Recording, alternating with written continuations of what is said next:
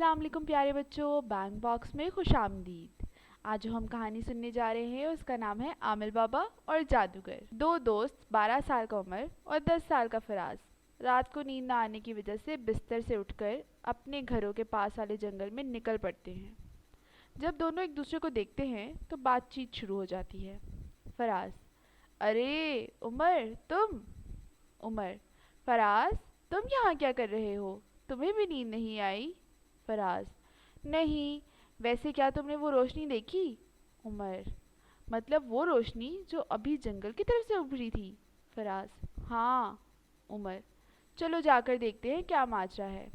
फराज: ठीक है। दोनों जंगल की तरफ बढ़ने लगते हैं।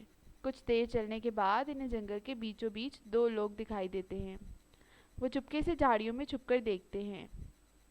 इनमें से एक शख्स देखने में कोई आमिर बाबा लगता है और दूसरा शायद कोई जादूगर था। दोनों की आवाज़ें गूंज रही होती हैं, जैसे कोई मुकाबला चल रहा हो। जादूगर के हाथ में एक छड़ी और बाबा के हाथ में एक अंगूठी होती है। वो दोनों आपस में तेज़ आवाज़ से झगड़ रहे होते हैं।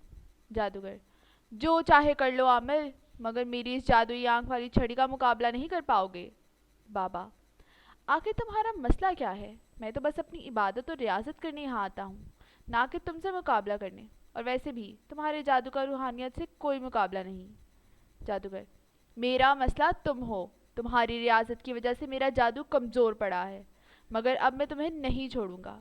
इतना कहकर वो अपनी छड़ी लहराता है और इसमें से एक लाल रंग की रोशनी बाबा जी की तरफ बढ़ने लगती है। आमिर बाबा जल्दी से विर्द पड़ता है और अपने हाथ से इस रोशनी को जंगल की तरफ फेर देता है, जो कि उन दोनों बच्चों से टकरा जाती है और देखते ही देखते दोनों बच्चे हवा में उड़ने लगते हैं। जैसे ही सामिर बाबा की नज़र उन बच्चों पर पड़ती है, वो कुछ और विर्द दोहराकर बच्चों की तरफ इशारा करता है और बच्चे ज़मीन पर वापस आ जाते हैं और आमिर बाबा फिर जादूगर से लड़ने में मशगूल हो जाता है। उमर: आखिर ये सब क्या हो रहा है? फराज: एक मज़ेदार लड़ाई चल रही है, और क्या।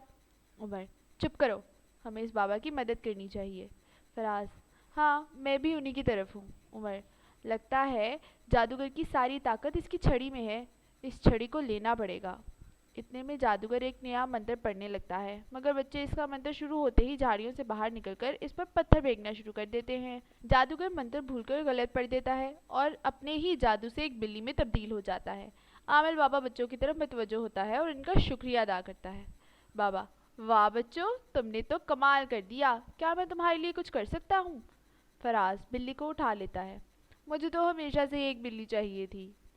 उमर बाबा जी से मुखातिब होकर: जी, हमें बताइए ये सब क्या था?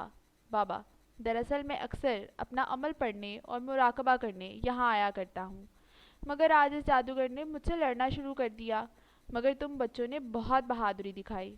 तुम चाहो तो इस बिल्ली को रख सकते हो। इसके बाद आमिर बाबा आगे बढ़कर जादूगर की वो छड़ी ज़मीन से उठाकर तोड़ देता है और इन्हें आइंदा रात को इस तरह अकेले बाहर निकलने से मना करता है और बच्चों को उनकी हिफाजत के लिए कुछ अमल तालीम कर देता है। आखिर में आमिर बाबा उमर को अपनी अंगूठी तोहफे में दे देता है और फराज को अपने पास बिल्ली रखने के लिए दे देता है, और फिर दोनों वापस अपने घर जाने पर राज़ी हो जाते हैं।